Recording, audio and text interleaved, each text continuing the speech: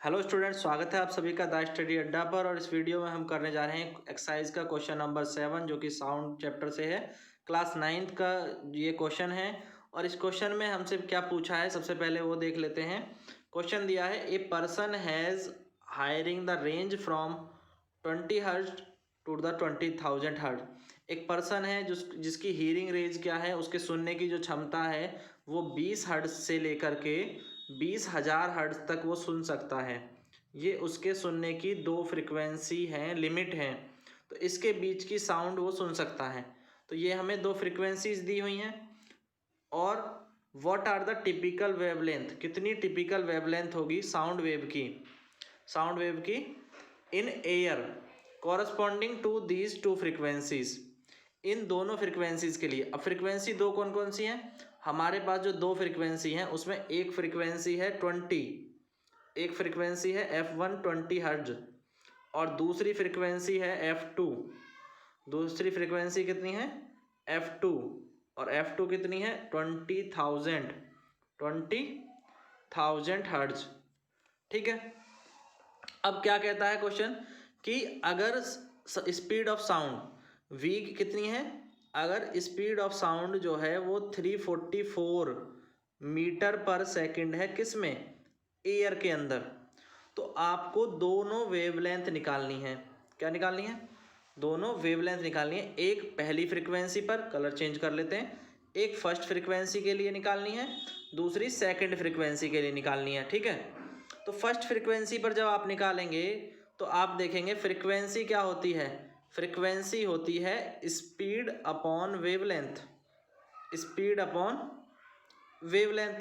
और वेवलेंथ क्या हो जाएगा, अगर मैं वेवलेंथ की बात करूं तो वेवलेंथ क्या हो जाएगा, वेवलेंथ हो जाएगा स्पीड अपॉन फ्रीक्वेंसी। ये ट्राइंगल मैंने आपको पहले भी बताया है क्या होता है, कि इस ट्राइंगल का मतलब होता है, जैसे स्पीड है तो स्पीड का फॉर्मूला होगा फ्रीक्वेंसी इनटू वेवलेंथ। और अगर हमसे पूछा जाए फ्रीक्वेंसी का फॉर्मूला, तो फ्रीक्वेंसी का फॉर्मूला हो गया स्पीड अपॉन वेवलेंथ। और अगर वेवलेंथ का फॉर्मूला पूछा जाए तो वेवलेंथ का फॉर्मूला क्या हो जाएगा, स्पीड अपॉन फ्रीक्वेंसी। ठीक है। तो बहुत इजीली इससे हम पता कर सकते हैं। तो हमें क्या निकालना है, वेवलेंथ क्या होगी, स्पीड अपॉन फ्रीक्वेंसी। तो पहले फर्स्ट केस के लिए निकाल देंगे तो λ1 निकल जाएगा। तो λ1 की वैल्यू आ जाएगी, कितनी आ जाएगी, देखिए, तो λ1 की जो वैल्यू आएगी वो आएगी v अपॉन F1। और λ2 की वैल्यू कितनी आएगी, v upon F2, v upon F2। सही है। इसी तरह से सॉल्व होगा। समझ में आ रहा है क्या सॉल्व करना है और कैसे सॉल्व होगा। तो अभी हम इसको सॉल्व भी करेंगे, पहले समझ लेते हैं। तो ये फॉर्मूला हो गया फर्स्ट फ्रीक्वेंसी के लिए, ये फॉर्मूला हो गया सेकंड फ्रीक्वेंसी के लिए। तो यहाँ पर हम वेवलेंथ की जो है निकालेंगे वो 20, जब फ्रीक्वेंसी लेंगे यहाँ पर हम वेवलेंथ निकालेंगे जब 20,000 फ्रीक्वेंसी कंसिडर करेंगे। स्पीड दोनों में सेम है क्योंकि एयर में स्पीड वही रहती है, 340 रहती है। ठीक है।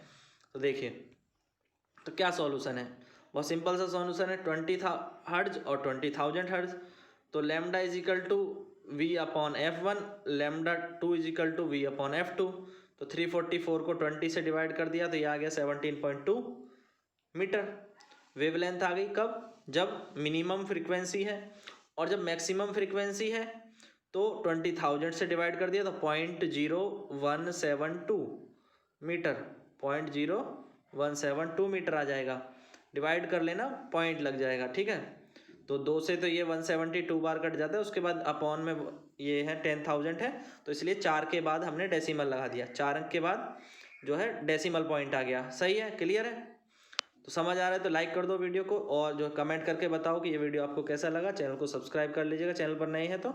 और भी क्वेश्चन के आंसर अगर आपको देखने हैं तो आपको प्लेलिस्ट में मिल जाएंगे, चैनल पर जाकर के प्लेलिस्ट में देख सकते हैं। Thank you guys, thanks for watching.